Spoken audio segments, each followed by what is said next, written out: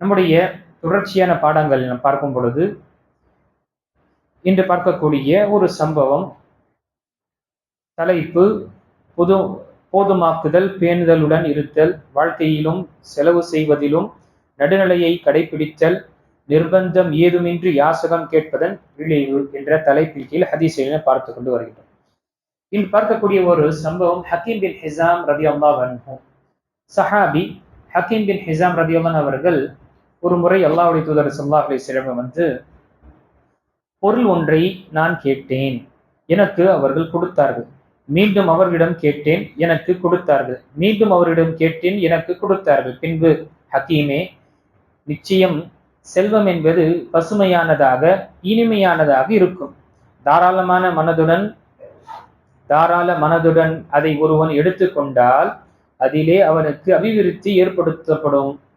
மனப்பேராசையுடன் அதை ஒருவன் எடுத்தால் அதிலே அவனுக்கு அபிவிருத்தி செய்யப்பட மாட்டாது. அவன் சாப்பிட்டும் வயிறு நிரம்பாதவன் போலாவான். உயர்ந்திருக்கும் கை தாழ்ந்திருக்கும் கையை விட சிறந்ததாகும் என்று நபி ஸல்லல்லாஹு அலைஹி வஸல்லம் கூறினார். அதற்கு இறை தூதர் அவர்களே, சத்தியத்தின் மூலம் உங்களை அனுப்பி வைத்தவன் மீது சத்தியமாக, உங்களுக்கு பின் நான் இந்த உலகத்தை பிரியும் வரை எதையும் எவரிடமிருந்தும் நாம் கேட்க மாட்டேன் என்று அவர்கள் சத்தியமிட்டார்கள். ஹக்கீம் பின் ஹிசாம் ரலியல்லாஹு இந்த சம்பவத்துல நபி ஸல்லல்லாஹு அலைஹி வஸல்லம் வாழும் அவர்களுடைய ஹயாத்து வரை என்ன செய்தார்கள்? யாரிடமும் கேட்டது கிடையாது. ஒரு வாட்டி நபி ஸல்லல்லாஹு அலைஹி வஸல்லம் கேட்டுவிட்டு ஒன்றுக்கு 3 தடவை குடித்து விட்ட பிறகு நபி ஸல்லல்லாஹு அலைஹி வஸல்லம் அவர்களுக்கு ஒரு உபதேசம் செய்தார்கள். நீங்கள் உங்களுடைய தேவையாக இருந்தால் கண்டிப்பாக அதை கேட்டுக்கொள்ளலாம். ஆனால் அளவுக்கு மீறி கேட்பது என்பது இது சிறந்த ஒரு விஷயம் கிடையாது. யாசகம் கையேந்துவது என்பது சிறந்த விஷயம் என்று கிடையாது என்று சொல்லும் பொழுது, அதே நேரத்தில் அவர் சத்தியமிட்டு வாக்களித்து, அல்லாஹ்வுடைய தூதரே, நான் இதற்கு பிறகு நான் ஹயாத்தாக இருக்கும் வரை யாரிடம் வாங்க மாட்டேன் என்று அவர்கள் என்ன செய்தார்கள்? சத்தியம் செய்துவிட்டார்கள். அதற்கு பிறகு இந்த ஹதீஸ் புகாரி மற்றும் முஸ்லிம் வரக்கூடிய ஹதீஸ்ல அபூபக்கர் ரலியல்லாஹு ஆட்சி காலம் இருந்தது. நபி ஸல்லல்லாஹு அலைஹி வஸல்லம் வஃபாத்திற்கு பிறகு அபூபக்கர் ரலியல்லாஹு அவர்கள் சில விஷயங்களை கொடுக்க விரும்பினார்கள், பைத்துல் மால் மூலமாக. ஆனால் அவர்கள் இல்லை, ஏற்றுக்கொள்ளவில்லை, அதை நிராகரித்து விட்டார்கள். பிறகு அபூபக்கர் ரலியல்லாஹு ஆட்சி காலத்திற்கு பிறகு உமர் ரலியல்லாஹு அவர்கள் ஆட்சியாளராக அமைந்தார்கள்.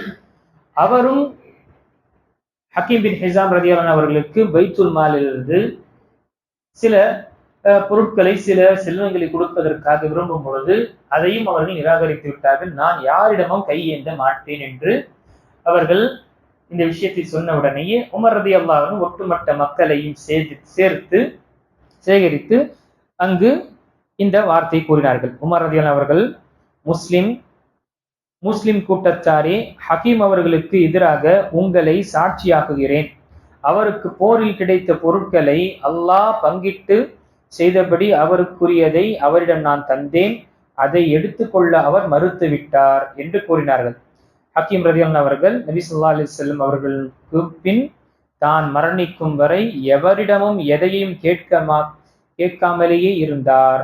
இந்த ஹதீஸ் முஸ்லிம் மற்றும் புகாரி வரக்கூடிய ஹதீஸ். சுப்ஹானல்லாஹ், கண்ணியத்துக்குரிய அல்லாஹ் அடியார்களே, பாருங்க, சஹாபாக்கள் நபி ஸல்லல்லாஹு அலைஹி வஸல்லம் செய்த வாக்கை அவருடைய ஹயாத்தில் மட்டும் கிடையாது, அவருடைய மரணத்திற்கு பிறகு அதை பேணி காத்தார்கள். இவர்கள் மட்டும் கிடையாது, எண்ணற்ற எடுத்துக்காட்டு நாம் பார்க்கலாம். சஹாபாக்கள் எப்பொழுதுமே நபி ஸல்லல்லாஹு அலைஹி வஸல்லம் கண் முன்னால் ஒரு நிலையிலும், நபி ஸல்லல்லாஹு அலைஹி வஸல்லம் வஃபாத்தான பிறகு அவர்கள் மார்க்கத்தில் சில விஷயங்களோ அல்லது தன்னுடைய வாழ்க்கையில் சில விஷயங்கள் மாற்றிக்கொண்ட என்ற அவர்களுடைய வாழ்க்கையிலேயே மாறாக எப்படி நபி ஸல்லல்லாஹு அலைஹி வஸல்லம் வாழ்க்கையில் அவர்கள் அல்லாஹ்வுடைய தூதர் ஸல்லல்லாஹு அலைஹி வஸல்லமுக்கு கட்டுப்பட்டு நடந்தார்களோ அதே போலதான் அவருடைய மரணத்திற்கு பிறகும் அவர்களுடைய சொற்களையும் அவருடைய செயல்களையும் என்ன செய்தார்கள்? அப்படி தன்னுடைய வாழ்க்கையில் அதை உள்வாங்கி அமல் செய்யக்கூடியவர்களாக இருந்தார்.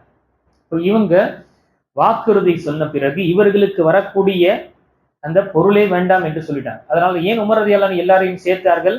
நாளை வறுமை நாளில் அல்லாஹ் என்னை குற்றவாளியாக ஆக்கிவிடக் கூடாது, இவருடைய உரிமையை நான் கொடுக்கவில்லை என்று. ஆக நீங்கள் அனைவரும் சாட்சியாக இருங்கள் என்று நான் கொடுத்தேன் ஹக்கீமுக்கு, ஆனால் இவர்கள் வாங்கவில்லை. அப்போ கணித்துக்குரிய அல்லாஹ், இந்த ஹதீஸில் நாம் அறிந்த விஷயம், அல்லாஹ் நமக்கு போதுமான அளவு எவ்வளவு கொடுத்திருக்கின்றானோ அதை கொண்டு பொருந்து கொள்வதற்காக முயற்சி செய்ய வேண்டும். ஒரு மனிதன் பொருந்தி கொள்ளக்கூடிய மனப்பக்குவத்தை ஏற்படுத்த விரும்பும் பொழுது அல்லாஹ் ஏற்படுத்துகின்றான். அடுத்த ஹதீஸ் நம்ம பார்ப்போம் அடுத்த அமர்வில்.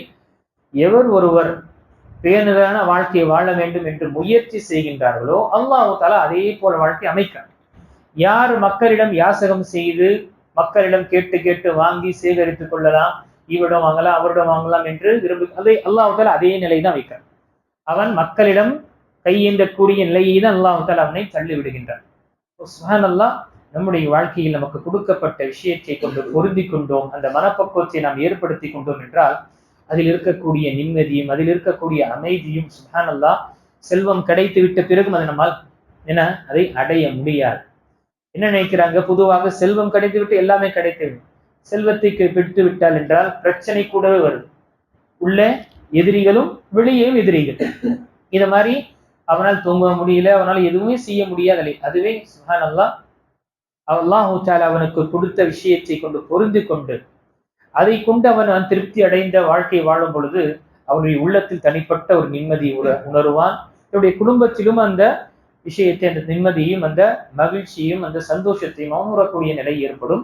ஹக்கீம் பின் ஹிசாம் ரலியல்லாஹு அவர்கள் அவருடைய காலம் சிரமமான நிலை இருந்தாலும் என்ன செய்தார்கள், அவர்கள் சுப்ஹானல்லாஹ் தன்னுடைய வாழ்க்கையில யாரிடமும் நான் கை ஏந்த மாட்டேன் என்று வாக்குறுதி சொன்ன அதில் கடைசி வரை ஹயாத்தாக இருந்தார்கள்.